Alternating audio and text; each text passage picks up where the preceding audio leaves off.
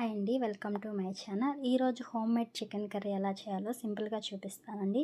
ఒక పెద్ద size onion, 2 పచ్చిమిర్చి, కొంచెం కరివేపాకు ఆయిల్లో వేసుకొని బాగా ఫ్రై చేసుకోవాలి. అవి గోల్డెన్ బ్రౌన్ కలర్ వచ్చేంత వరకు ఫ్రై చేయాలండి. ఈ లోపల ఒక మిక్సీ జార్ తీసుకొని దాంట్లో ఒక పెద్ద ఆనియన్, 2 పచ్చిమిర్చి, కొంచెం కొత్తిమీర వేసుకొని పేస్ట్ చేసుకొని ఆ పేస్ట్ కూడా ఈ ఆయిల్లో వేయాలి. 1 టీ స్పూన్ పసుపు, మన టేస్ట్‌కి తగినంత సాల్ట్ కూడా వేసుకొని ఈ ఆనియన్ పేస్ట్ అనేది బాగా ఆయిల్‌లో మగ్గించుకోవాలండి. పచ్చివాసన అంతా పోయేంత వరకు ఫ్రై చేసుకోవాలి. అప్పుడే చికెన్ కర్రీ మంచి టేస్ట్ వస్తదండి. మనం ఈ మసాలా అనేది ఎలా ఫ్రై చేస్తామో దాన్ని బట్టే చికెన్ కర్రీ ఉంటదండి. ఈ లోపల మనము ఒక టమోటా తీసుకొని దాన్ని కూడా చిన్న ముక్కలుగా కట్ చేసుకొని ఆ టమోటా ముక్కలు కూడా వేసుకోవాలి.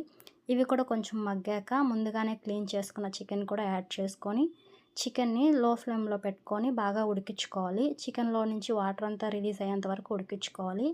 చికెన్ బాగా ఉడికితే మంచిగా వాటర్ వస్తదండి. మనం వాటర్ ఏమి యాడ్ చేయాల్సిన అవసరం లేదు.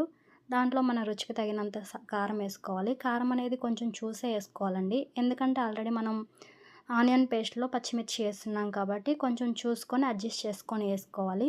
1 teaspoon garam masala, 1 teaspoon chicken masala వేసుకొని బాగా ఉడికించుకున్న తర్వాత లాస్ట్‌లో కొంచెం కొత్తిమీర వేసుకొని దించేసుకోవాలి. అంతే, ఎంతో టేస్టీగా home made chicken curry ready అండి. ఈ చికెన్ కర్రీ ఎలా ఉందో కామెంట్ చేయండి.